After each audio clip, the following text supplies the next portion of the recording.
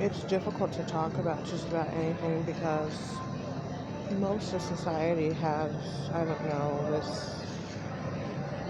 it's like a barrier that they use, a tactic of deflection. It's called projection. So, basically,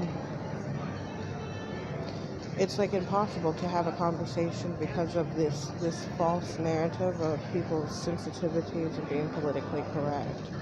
When you try to bring sensitive matters up, most people have a tendency to go, well, it's in the past, leave it in the past, and things of that nature, but it's really not in the past. The things that are being done in this planet are so disproportionately just wicked, evil, and criminal, and then you have to take a seat back and then see it for what it is. Like, for instance, we're products of rape.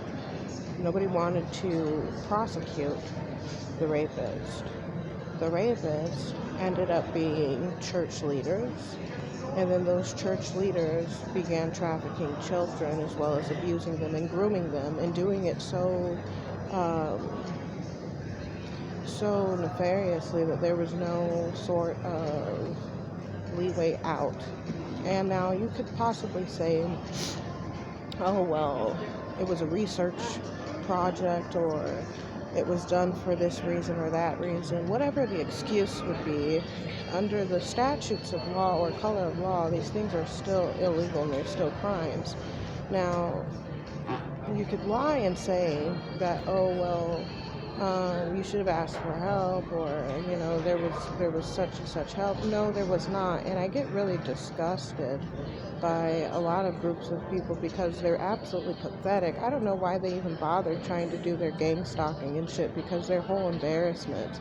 So anyways, the fact that for certain demographics, it's like they're hell-bent on protecting child abusers as well as womanizers and people who leech off of women, and this cycle gets to stay in effect mostly because the older females, what you would call our alleged mothers or your aunties or your grandmothers or your cousins and shit, they will go out of their way to protect a pedophile, to protect a child abuser, and then they'll welcome them themselves